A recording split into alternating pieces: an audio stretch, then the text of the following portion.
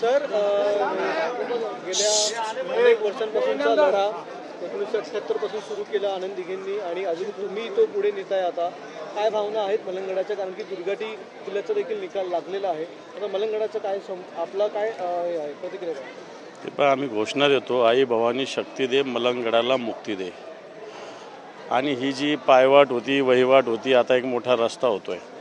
ठीक आहे, विकास अनेक फलक लावलेले आहे ज्यांनी या मलंगगडाच्या नावावर काही राजकारण करून. प्रत्यक्षात विकास झाला नाही, परंतु एक किमान एक हिंदुत्वाचं एक एकत्रीकरण, हिंदुत्वाची शक्ती, एक भावना या ठिकाणी व्यक्त करण्यासाठी मोठ्या प्रमाणावर भाविक येत असतात.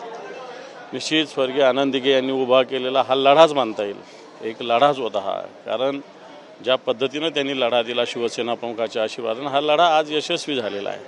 आणि मला वाटतं येणाऱ्या काळामध्ये या मलंगगडाचं नुसतं भक्ती शक्तीचं हे पीठ आहेच आहे, परंतु त्याचा विकाससुद्धा व्हावा यासाठी निश्चित आम्ही सगळे मिळून प्रयत्न करू. गेल्या अनेक वर्षांपासून एक फर्निक्युलर रेल्वेसाठी अनेक वर्षांपासून पुढे प्रयत्न झाला. आज देखील आपण पाहिलात की अजूनही फर्निक्युलर रेल्वे जी आहे ती भाविकांसाठी सुरू झालेली नाही.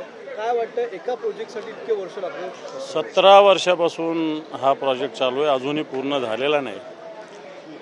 मला असं वाटतं निश्चित आता गेल्यानंतर माननीय मुख्यमंत्र्यांशी चर्चा करून हा प्रकल्प लवकरात लवकर मार्गी लावावा यासाठी आम्ही सगळे मिळून प्रयत्न करू. निश्चित त्याला पुढच्या वर्षी मला वाटत नाही की भाविकांना पायी यायची गरज पडेल. निश्चित त्या फर्निक्युलरने लोक येतील.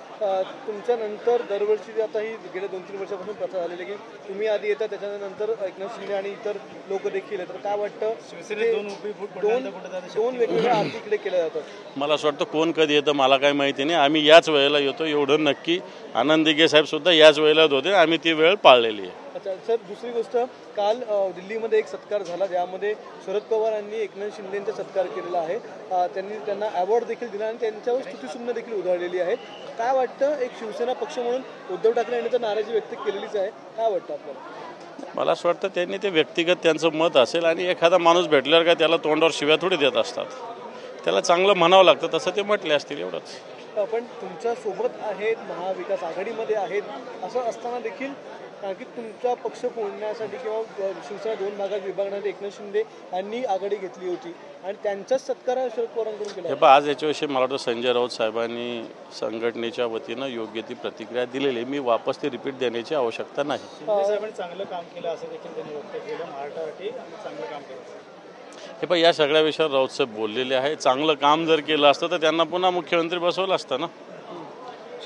शेतकऱ्यांच्या ज्या योजना आहेत पीक विम्याच्या, त्या अनेक जिल्ह्यांमध्ये पैसे दिले गेलेले नाही आहेत. त्याच्याबरोबरच ज्या महात्मा फुले जी आपली आरोग्यदायी योजना आहे त्याचे देखील पैसे दिले गेले आणि हॉस्पिटलने थांबवले असं सांगितलं की आम्हाला जून-जुलैपासून पैसेच आले नाही आहेत. अनेक ज्या योजना आहेत सरकारच्या, हे सत्य आहे. शेतकऱ्यांची खरीपाचा विमा अनेक जिल्ह्यात नाही, कोणत्याही जिल्ह्यात 1 रुपयासुद्धा खरीपाचा विमा मिळालेला नाही.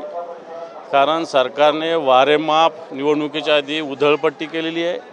राज्याच्या तिजोऱ्या रिकाम्या झालेल्या आहे. गुत्तेदारांचा पगार बाकी, 8 लाख कोटीचं कर्ज राज्याच्या डोक्यावर आहे.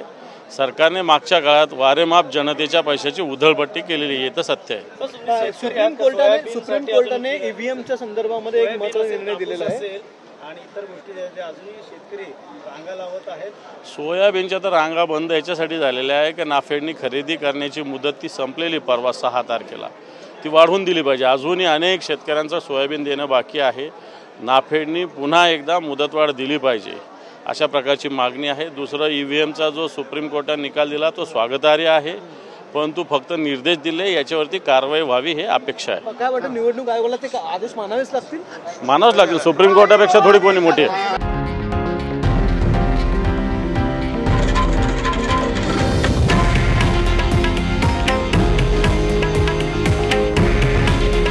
हे आहे देशातील नंबर 1 न्यूज नेटवर्क आणि आपण पाहत आहात TV9 मराठी. काळजी तुमची, हित महाराष्ट्राचं.